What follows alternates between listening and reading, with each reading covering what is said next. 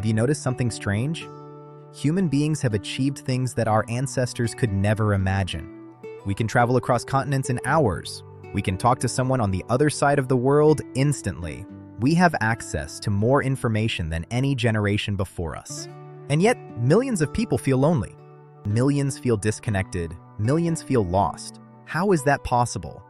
How can a world that is more connected than ever feel so disconnected at the same time? Perhaps because communication is not connection. Information is not friendship. And being surrounded by people is not the same thing as belonging.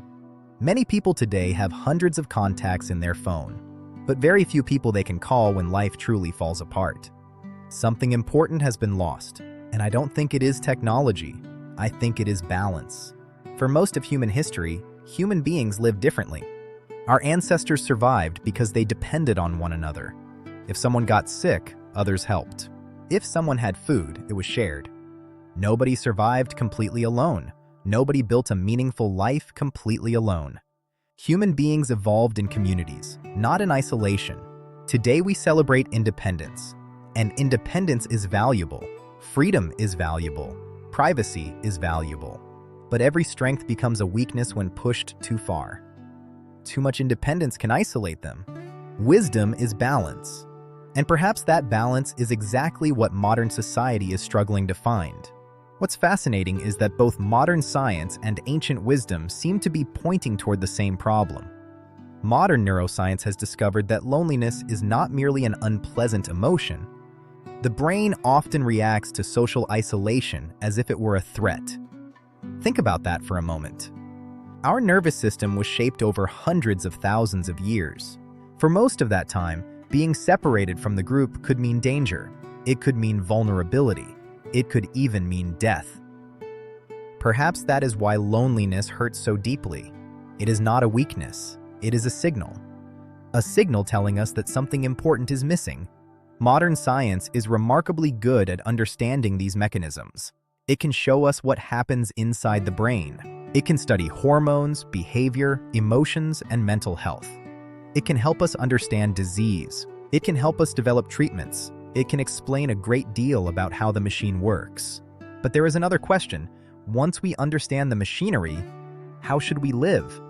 This is where ancient traditions become interesting. Long before brain scanners existed, there were people studying the human mind directly. One example is the Abhidhamma. Ancient observers spent generations examining human experience itself, not through machines, through observation. They studied attention, desire, fear, anger, loneliness, attachment, suffering. They were asking a different question, not only how the mind works, but why human beings suffer. Why they chase things that never satisfy them. Why they feel separate from one another. Why they become trapped in cycles of fear and isolation. In a way, science studies the machinery. Abhidhamma studies the experience, and perhaps humanity needs both. Because understanding the engine is valuable, but understanding the driver is equally important. Now let's return to everyday life. Think about your own journey. How many of your biggest problems could have been solved if the right person simply gave you a little help? A recommendation, a piece of advice, an introduction, a ride, a conversation, a listening ear. Sometimes a problem that feels impossible to one person is surprisingly easy for another, yet many opportunities to help pass by unnoticed. Not because people are cruel, because we have become strangers. We live beside one another, but not with one another. We know more about celebrities than we know about our neighbors. We know more about people online than people in our own community.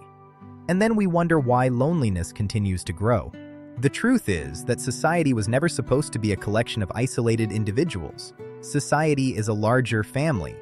Not a family where everyone controls one another, but a family where people care, where people notice, where people help when they can. And this brings us to an important question. Why should I help someone? The answer is simple. Because one day you will need help too. Not because you are weak, because you are human. Every human being eventually reaches a place where they cannot carry everything alone.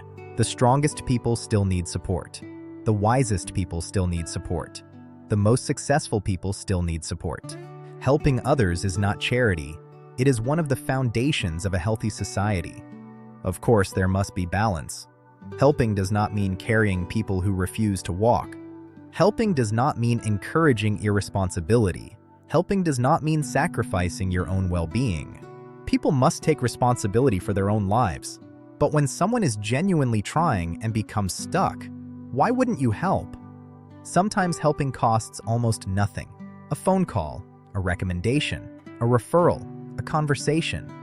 A small act from you can completely change someone else's path. The modern world often teaches us to ask, "What do I get?" Maybe we should begin asking, "What can I give?" Not because we are saints, not because we want recognition, but because that is how healthy communities function. And perhaps this is the forgotten truth. The world is not suffering only from a lack of money. It is suffering from a lack of connection, a lack of trust, a lack of belonging.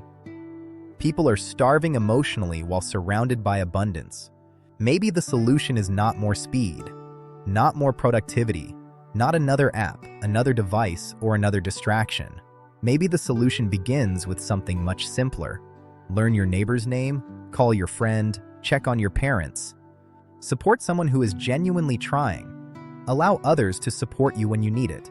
Because human beings were never meant to walk through life completely alone. And perhaps the future will not be transformed by technology alone. Perhaps it will be transformed when millions of ordinary people remember something extraordinary, that we belong to one another, and that a stronger world begins when we start acting like it.